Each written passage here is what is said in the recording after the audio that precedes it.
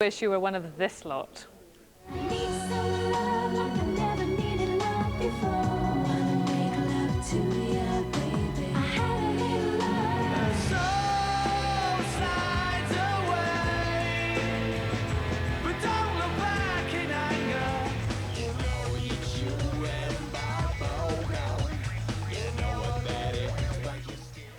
Well, if you do want to be a music star, stay glued for the next few minutes. We persuaded the frontman from this legendary group to help us unmask the secrets of the recording business.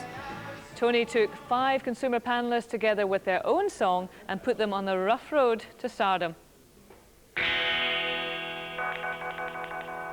So, you want to be a pop star? Well, it's a long, hard route from playing in front of the mirror in your bedroom to playing in front of 95,000 people at Wembley. So, we're going to give you the guide to making it big in the business and getting that all-important record deal.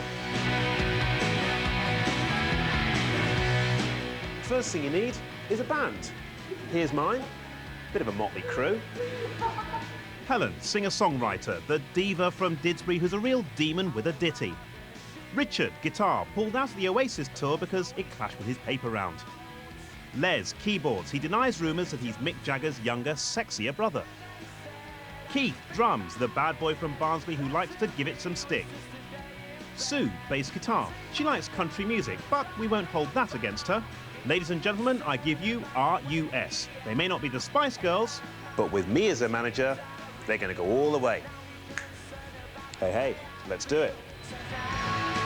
If you're new to the biz, a good thing would be to get some advice from someone in the know. If you can get some originality into the material, that's good. I mean, if there's anyone in the band that actually writes songs, or if they've got a friend who does, and they can bring that part of it into it rather than just doing a load of cover versions. The main thing is to just get up there and really enjoy it, you know, and then if anything happens from that, that's a bonus. Roy also gave tips to our band on buying instruments. So, Roy, what would you advise me as a gigging drummer to look out for? I'd go for something like a nice small kit, like a sort of a bebop type kit with a small bass drum, but a loud kit. And I'd actually go for the most expensive cymbals you can possibly afford.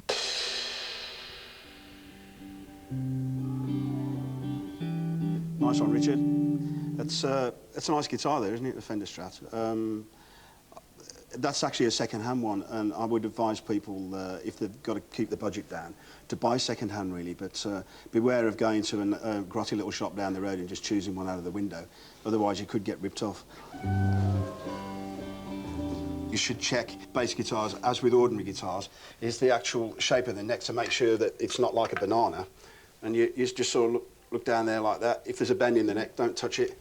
I like the big band music that I used to play, but I like to get into this modern stuff. One of the main things you need to do is to get what they call a mother keyboard, which hasn't exactly got a load of sounds in it. It's just a basic keyboard, and have a MIDI system on it so that you can plug it into loads of sort of gizmos and effects units and all that.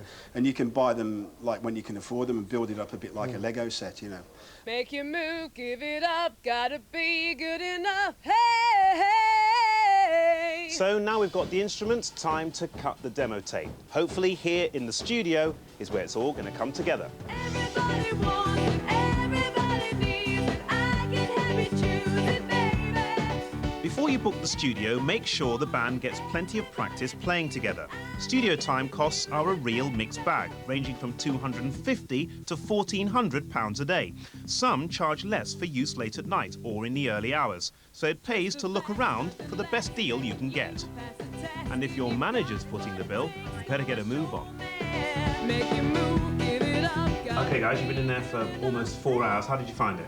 Great, very It's good. a lot more involved, a lot more technical than I thought. I liked all of us playing together. Is your first time in a studio like this? First time in a studio, yeah. And how have you found And I it today? thoroughly enjoyed it. It was really good seeing the song come together in the studio. Thoroughly enjoyed it. It's been great.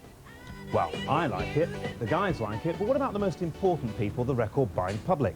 Well, HMV stores up and down the country have been playing Everybody Wants It by RUS for the last few days. So what's been the reaction? I wouldn't actually buy it myself personally, but I think it would actually be quite good in a mainstream club. It's just sort of lacking that little bit extra, you know, to make it a smash #1, really. I can't see it going to #1, but I think it might get into the lower part of the charts.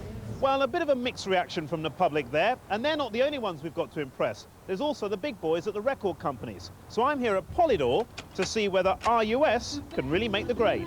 I didn't think it was a very strong song there. It sounded very much like a lot of other things. It lacked its own identity as an act or as a song. So what else can bands do then? Just start to build a buzz in your own area so that people start taking notice of you there. Be sure of who you want to be and where you want to go, and create your image that reflects the music that you're making. If you're looking to sign long-term acts like we are, you want to find individuals, people that create a sound of their own. I think RUS are going to go all the way. What tips or advice would you have for them? I think they should find a new manager. Oh. Well, maybe not yet, but to me, RUS are number one. Everybody wants it, everybody needs it. I can help you choose it, baby.